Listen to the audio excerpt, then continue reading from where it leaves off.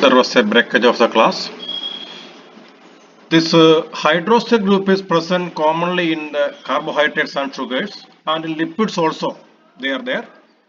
And the phosphor group, ester group, phospho anhydrate group, anhydrate with the two carboxylic acids. All these functional groups are commonly found in biomolecules. And sometimes a single biomolecule can have many of the functional groups. For example, you might have heard of acetyl coenzyme A. In your higher secondary classes, you might have studied Krebs cycle or citric acid cycle. In that pathway, you might have studied acetyl coenzyme A. Actually, what you see here is the acetyl coenzyme A. You see, this is an acetyl group CH3CO, and this COS, this is a thioester group, and this is the amido group, again an amido group, hydroxyl group, methyl group, two methyl groups are there, phospho and hydrate groups are there, and phosphoryl groups are there, imidazole group, amino group. This is actually not a rare case, it's a common system in the case of biomolecules. And if you just take the case of a simple organism, Escherichia coli, you know that Escherichia coli is a bacterium present in our alimentary canal, and it's a very simple bacterium, prokaryote.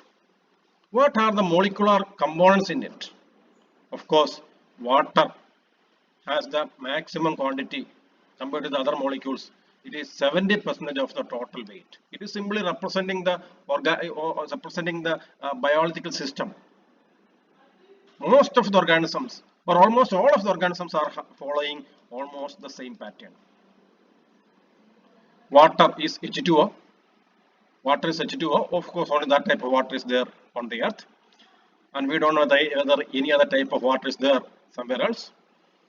And 70% of the body weight is made up of water, while proteins, around 15% of the body weight is made up of proteins, and so many different types of proteins are there.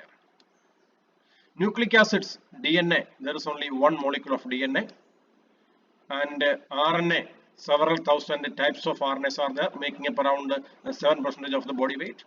Polysaccharides, lipids, monomeric subunits and intermediates, inorganic ions, etc. Remember, inorganic ions are actually very little compared with other components, but they are playing a very crucial role. And symmetry of the molecules, chiral molecules and achiral molecules. You compare cases A and B. In case A, in this diagram, the carbonate has 4 different substituent functional groups. You can see A, B, X and Y. And this molecule is placed in front of a mirror. So this, what you see here, is an image in the mirror. If you stand yourself in front of a mirror, you see your mirror image. Like that, this molecule is placed in front of a mirror, and this is the mirror image. And they can be arranged in 2 ways, such that these are representing non-superimposable mirror images of each other.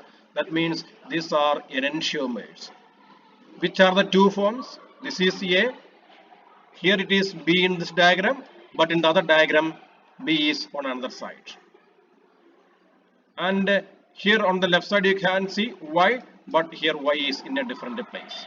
Similarly, X also. How is it taking place? By rotation around this single bond. So, this molecule can exist in 2 forms. These 2 forms are non-superimposable mirror images. What do you mean by the term non-superimposable? Just think about your left hand and right hand.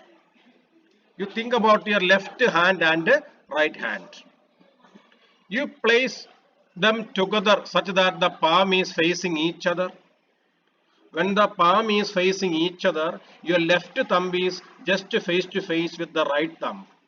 Your left forefinger is face to face with the right forefinger. Your left middle finger is face to face with the right middle finger. Like that, each and every part of your left hand is a copy, an image of the right hand. We say they are superimposable. They are superimposable. While in the case of this figure A, the two forms of the molecule are non-superimposable mirror images. We simply mean to say that they are enantiomers, and this is an asymmetric carbon atom. This carbon C is asymmetric carbon atom because that carbon is attached with four different groups. This carbon here is attached with A, B, X, Y. They are four different groups and they are non-superimposable mirror images of each other. So this carbon is an asymmetric carbon, and these molecules are actually enantiomers. This is a type of isomerism. We call it enantiomerism.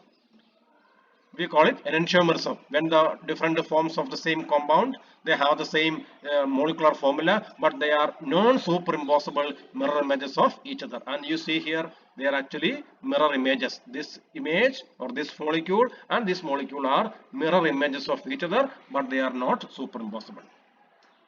Well, you come to case C. Here point 1 is that this carbon is not a symmetric carbon. This is X and X, they are two molecules. Two valencies are occupied by the same atom, so they are symmetric. This carbon atom is symmetric. This carbon atom in the first case was not symmetric because four different atoms or groups are attached with it. While coming to this case, A, C, X and X. This X and X are the same, that means this carbon is a symmetric carbon. This carbon is a symmetric carbon, and this forms an achiral center. Achiral, you see this word, achiral center. While in the case of the previous molecule, this carbon formed a chiral center.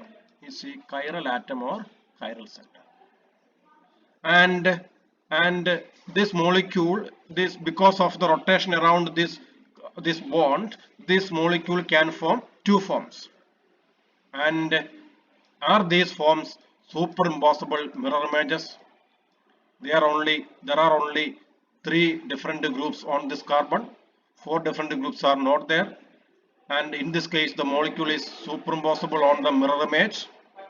The molecule on the left can be rotated counterclockwise when looking down the vertical bond from A to C to create the molecule in the mirror. And this is an achiral molecule, can be superimposed. So this is a type of isomerism, enantiomerism present in carbon molecules. And again, enantiomerism is there. What is this compound actually? CH3, CH, X and Y are there, and CH, CH3. Four different 2,3 disubstituted butanes. X is a substituent, Y is a substituent. And how many stereoisomers are produced? Number of stereoisomers of a molecule is equal to 2 raised to n, where n is the number of asymmetric carbons. In this compound, how many asymmetric carbons are there? This carbon is not asymmetric. Why? Because 3 valencies are occupied by the same atom, hydrogen. Same is applicable for this carbon also. Think about this carbon, carbon number 2 here. This carbon is asymmetric. Why? First valence is occupied by a CH3 group. Second valence is occupied by a CH group.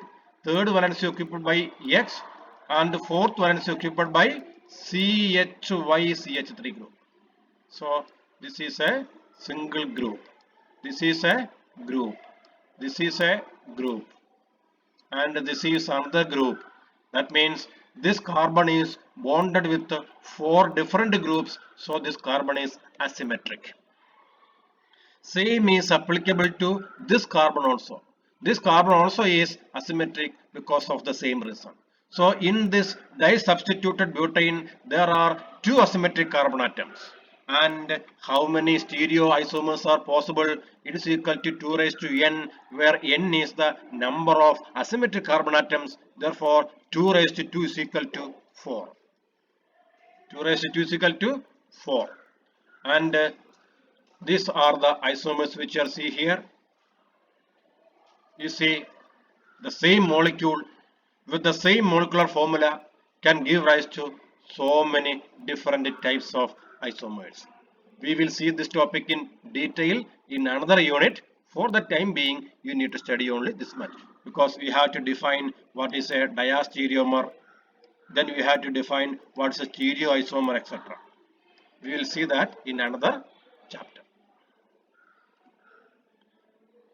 And this is the details of conformations. You see, different conformation of the same molecule due to rotation around carbon-carbon single bonds. Due to rotation around carbon-carbon single bonds, and this also is contributing to the complexity of biochemical system. In the previous case also we found that, in the previous case you come back, in this case also rotation around carbon-carbon single bond is possible. In this case also we found rotation around carbon-carbon single bond is possible, but rotation around carbon-carbon double bond is not possible. So carbon-carbon single bonds are actually contributing to different conformations of the same molecule. Here you see a 2 carbon molecule. This one carbon can rotate on the single rotate around the single carbon with respect to the other group. This carbon is forming a carbon and three groups are there. This lower one is forming another carbon with 3 different groups, and the first carbon can rotate with respect to the second carbon. Accordingly, we say some torsion angles are there.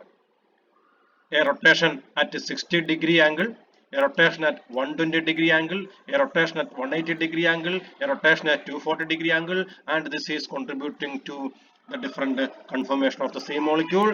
This is also very much important in biochemistry, because many of the physical and the chemical properties of the molecules having the same molecular formula, but different conformations are there because of this rotation around carbon-carbon single bonds.